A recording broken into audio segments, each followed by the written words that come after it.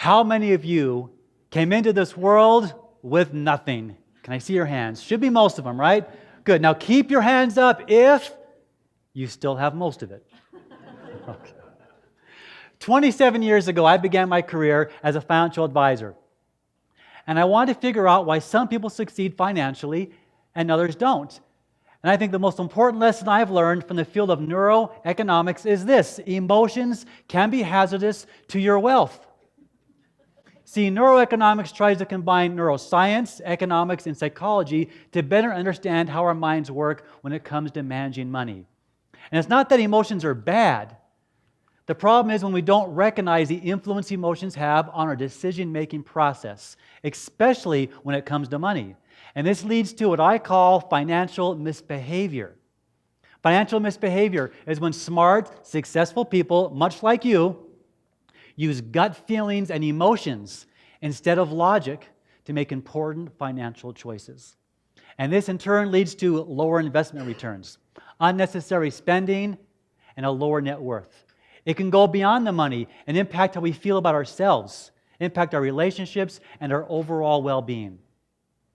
I think we all know that the brain has basically two parts, the logical side and emotional side. And that is an oversimplification, but for the purpose of this talk, it works. The emotional side wants two primary things: to get pleasure or avoid pain right now. Right? Been there before, haven't we? Okay. Nobel Prize winner Daniel Kahneman said that as much as possible, our brains will push choices into the emotional side instead of logical side. It's easier, it's faster, and uses less energy. It's also a built-in defense mechanism developed since the beginning of mankind, and it's very powerful. We don't know what's even happening. For example, scientists have found that just the thought of getting money will trigger the reward center in our brains, and dopamine levels go up.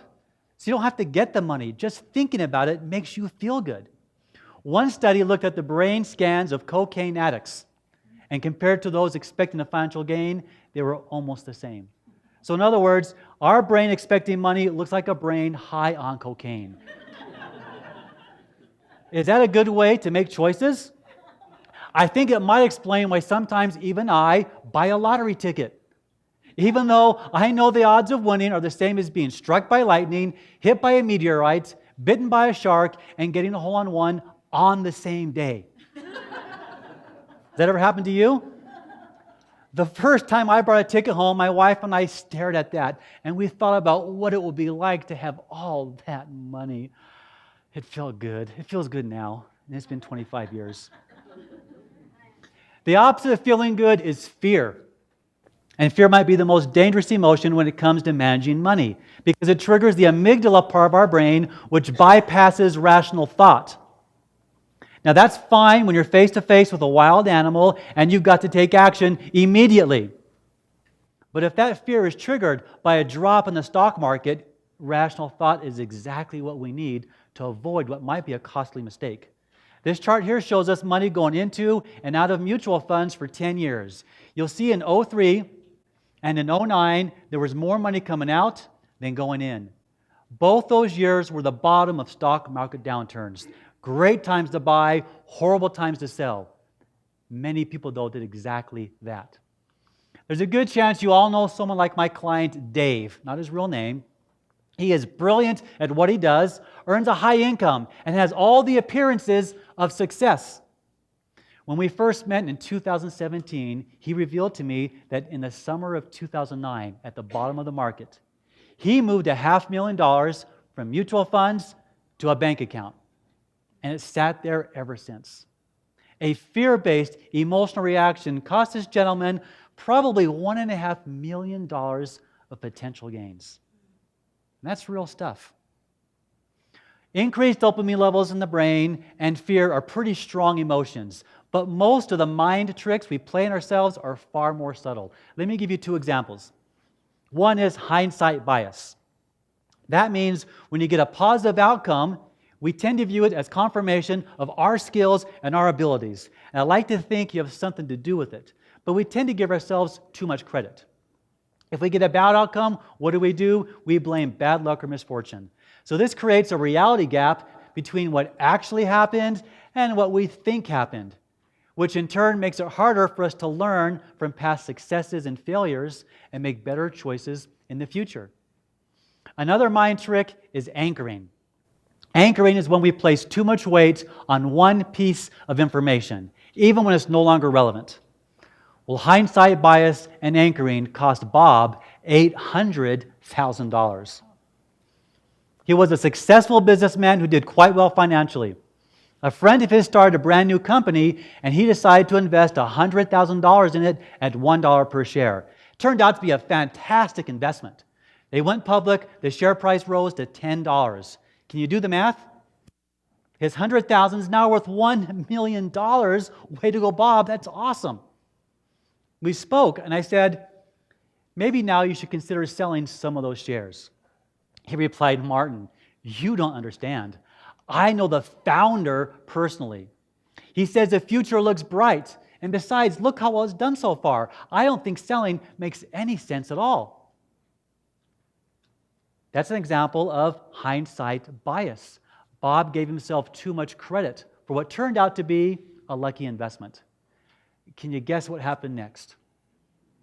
Yeah, price dropped to $7. Bob said, I should have sold at 10. When it gets back to 10, I will. That's an example of anchoring. His brain was anchored on the $10 share price, even though the current and future price of any stock has nothing to do with its past value. It dropped to $5 and eventually $2. His $1 million account is now worth $200,000. There are dozens of mind tricks going on in our heads all the time. I want to shift gears now a little bit to some outside forces that can multiply the impact of misbehavior, and I call them misbehavior multipliers. First one impacts all of us, information overload. Has your brain ever been tired before? Raise your hand. Okay, why? We're being asked to make more choices than ever before in the history of mankind, and our brains are not designed to handle it. Try buying a cell phone or a coffee at Starbucks or Levi jeans. You'll be faced with dozens and dozens of choices that did not exist just a generation ago. Now, what about fish crackers? That's a pretty simple purchase, right? What's the purpose of fish crackers? It's to get your kids or grandkids to behave in public. That's why we buy it, right?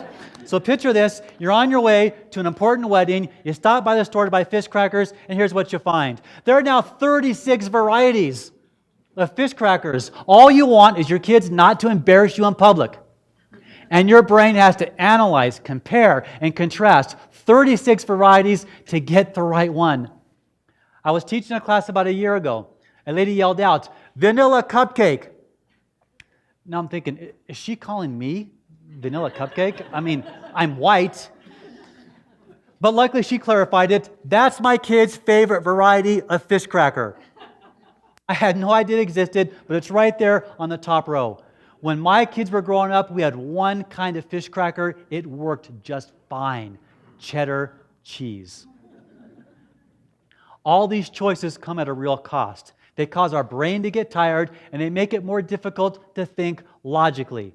In his book, The Organized Brain, Daniel Levitin said, neurons are living cells that require oxygen and glucose to survive. And when they've been overworked, we experience fatigue. So there you have it. Your brain actually gets tired. Let's now put this in the context of managing your money. It's 9 o'clock at night. You've made 1,000 choices today. Your brain's tired. But before you go to sleep, you remember you want to learn how to roll over the old 401k that's been ignored for too long. So you go to the fountain of all knowledge, which is what? Google, great audience. Here's what you find. 267 million websites on how to invest your money. You're laughing, right? What good is that? They all conflict anyway. On top of the websites, we've got hundreds of daily newspapers, dozens of financial magazines, and all these 24-hour news channels screaming at you sensational headlines to get your attention. Now it's 10 o'clock at night. You are really brain tired. You have this important choice that could impact you for decades. And you get overwhelming, conflicting information. And you feel like her, don't you? Oh, make it stop. That's uncomfortable, maybe even painful. So the emotional side kicks in to make a decision and get rid of the pain. That's a key point. It's not trying to make the best decision, but the fastest decision. 6 months go by, you ask yourself, what was I thinking? You were not thinking. You were reacting emotionally. Another misbehavior multiplier is sudden wealth syndrome. This is what happens when someone gets a whole bunch of money all at once through an inheritance, maybe a legal settlement, or selling their business. In the case of a legal settlement or inheritance, those nearly always follow a tragedy or a loss of a loved one. If we associate that money with the loss of a loved one, our minds may go to work to get rid of that money to try and reduce the pain. In the case of selling your business, you spent decades building it, and now you're asked to do something you've never done before, how to manage millions of dollars in liquid cash. And that can be emotionally overwhelming. There is no cure for financial misbehavior. It's part of the price of being human. But what we can do is reduce its impact in our lives. Let me give you some ideas. Number one, you've already accomplished. Congratulations. It's just be aware that financial misbehavior exists. So thanks for listening. Number two, ask yourself, am I making this choice because it feels right? Or have I taken the time to truly evaluate my options? Number three, take the time to write a list of all the reasons you can think of to not do it. And then compare and contrast. Number four, get an outside opinion. Talk to someone you trust who has no emotional attachment to your money. There's a very good chance they'll see things more clearly than you do. Number five, decide in advance. This is very powerful, especially for sudden wealth syndrome. Let's have some fun. Imagine you're going to get $10 million next month. Would that be great? Right? Before you get the money, decide where it's going. You might put $500,000 into a fund account. Just go ahead and blow it, and that's okay. You might put $1.5 million in a harebrained business idea account. Because I guarantee when you get $10 million, all kinds of friends and family are going to come to you with great opportunities for your money. When you've reached $1.5 million, the next person who asks, you say, I'm sorry, but according to my plan, there's no money left for new opportunities.